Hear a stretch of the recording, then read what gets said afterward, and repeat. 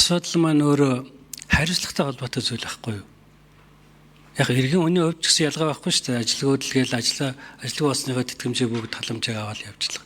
Бүгд хууль тэгш байх хэвээр. Гишүүн байсан ч бай, иргэн байсан ч бай тэгш байх хэвээр. Тэр агуулгаараа. Гэхдээ энээс гадна хамгийн гол энэ бий болсон юм бол би түрүү хэлсэн. Төрийн нууцтай холбоотой. Энэ хүмүүс 4 жил төрийн нууцтай харьцаж ажиллаж байгаа. Давмгай мэдээлэлтэй болж байгаа. Тэгээ ийм улсуудыг бол бусад улс орнд одоо гудамжинд хайдаггүй. Германд бол баг одоо тэтгэмж нь бол ер нь шууд үргэлжлээд яваад байдаг. Ямар ч гэсэн бүрэн эрхийн нэг хугацаанд тэтгэмж өгдөгөө. Тэгээ хаанаасаа ийм бодоод олчих. Одоо энэ улсууд хэрвээ гудамжинд гараад гадаад улсын компаниудын зөвлөх болох гэдэг юм уу? Гадны иргэн болох энэ мэдээлэлээ ашиглаж амьдрах энэ боломжийг нээж өгөх ямар шаардлага байгаа юм бэ? Нэг жилийн хугацаанд эднийг одоо бас нууцын хугацаатай нь тодорхой хэмжээгээр ингээд одоо бас залинжуулээд гэдэг юм уу одоо тэтгэмжийн нөгөөд ингээд хамгаалж байгаа энэ төрийн бодлогыг нураах ямар хэрэг байна? Энд чинь өөрөө төрийн өмнө хариуцлага хүлээх ёстой улсууд шүү дээ. Төрийн онц нууцтай харьцаж байгаа. Төрийн өндөр албан тушаалтнууд. Тэгээ энэ улсуудыг гудамжинд гарсны дараа одоо яаж энийг хязгаарлах вэ? Одоо ингээ гадны компаниуд бол ашиглаж эхлэх байх л да. Одоо ингээд яасан дараа бол зөвлөх болгоод ч юм уу. Одоогор бол их зөвлөх болоод гүгээд байгаа юм байхгүй байгаа шүү дээ. Энэ төрийн нууцын хадгалах асуудлыг яаж зохицуулъя гэж бодож байгаа юм?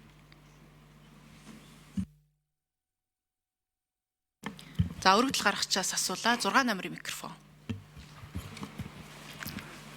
За та бүгдэд энэ өдрийн мэнд хүргэе.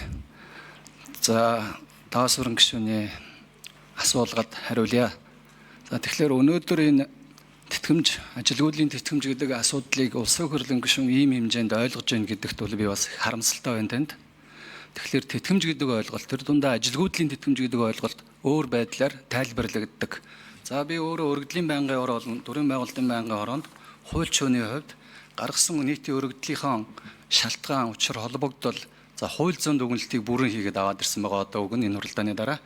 Тэгэхээр тэтгэмж гэдэг өөрөө нийгмийн даатгалын хууль тогтоомжид заасны дагуу одоо эрх үүсэн даатгуулагчийн хөдөлмөрийн чадвараа төр алдах, жирэмсний болон за амар цэсний амралт хийх, ажилгүй болох тохиолдолд түүнд өөрт нь болон нас орсон тохиолдолд гэр бүлийн гишүүд нь олгодог энэ мөнгөн одоо халамжийг хилээд байгаамаа.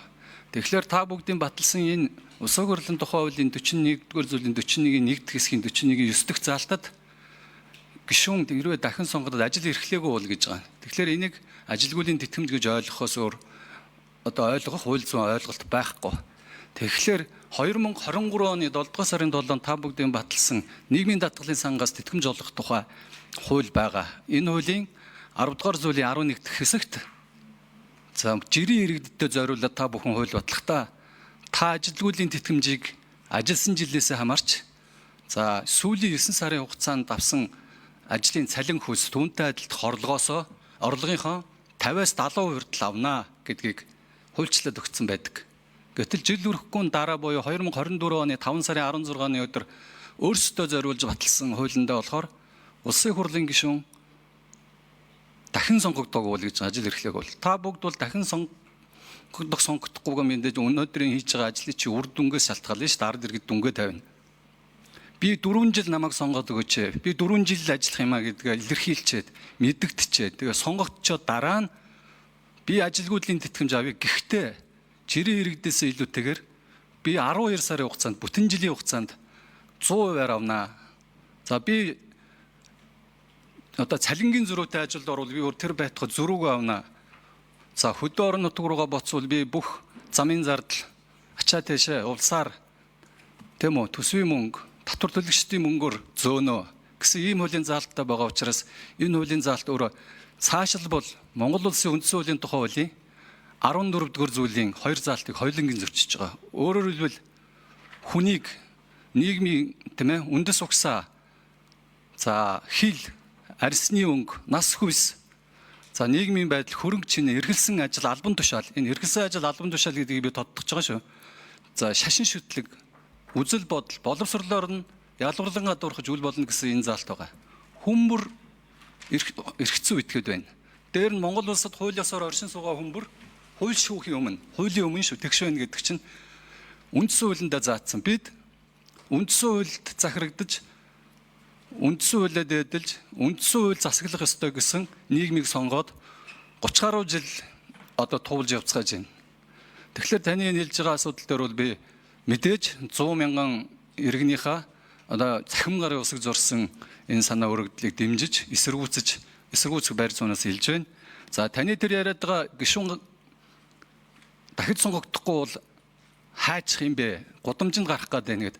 Яг л гудамжинд харагдаж. За гадаадын компанид яваад өгдөг гинөө. Эн чи өөрөө тусдаа өөр хуулиар зохицуулагдана. Нууцын тухай хууль гэж би та бүгдийн өргөсөн тангараг би улсын хурлын гишүүн би ингэж ажиллана.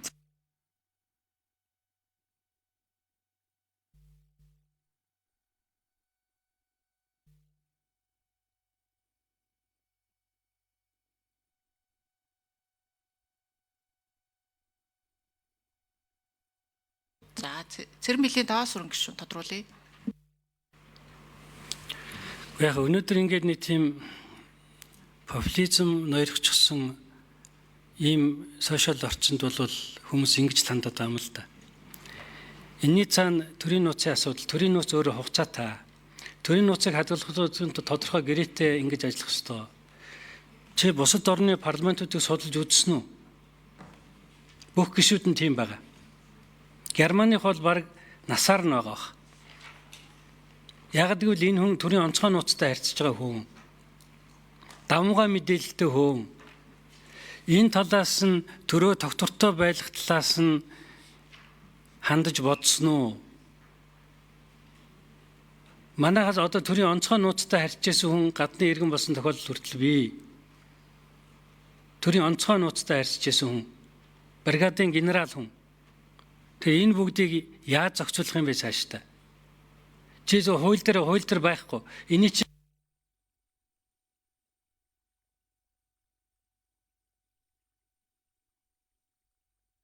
За 6 номерын микрофон нэмэлт хариулт. За би өөрийн ажиллаж амтэр сурч байсан бүгд найрамдах Солонгос улсын жишээг үл энд хэлж тайлбарлая. За Солонгос улсын үндэсний ансамбл бол 300 гишүүнтэй ажилладаг. За эдгээрт бол энэ ажилгүйдлийн тэтгэмж гэдэг ойлголт байдаггүй. Ард иргэдийнхэн даатгалын ажилгүйдлийн санд адилхан хамрагдаад за дахин сонгогдоогүй бол жирийн иргэнийхээ адил та бүгдийн баталсан нөгөө нийгмийн даатгалын сангаас ажилгүйдийн тэтгэмж олох тухай хууль гэдэг байгаа ш. Тэрнийхээ дагуу та ажилласан жилээ тооцоолаад хэдэн хувиар авах ёстой юм бэ? Тэрүүгээр л аваад явах ёстой. За бүгд найрамдах Солонгос улс энэ парламент буюу ансамбле 2013 он бүртэл бол энэ ажилгүйдийн тэтгэмж нэрээр биш. Зүгээр тэтгэврийн тэтгэмж гэдэг байдлаар нэг удаа тусламж олгодог байдлаар хууль хэрэгжилж байгаад 13 оноос хойш буюу 19 дэх ансамблегээс хойш энэ байдлаа одоо ичээд өөрсдөө ард түмнээс цуцалсан байдаг. Одоогоор бол бүгд найрамдах Солонгос улсын ансамблийн гишүүн.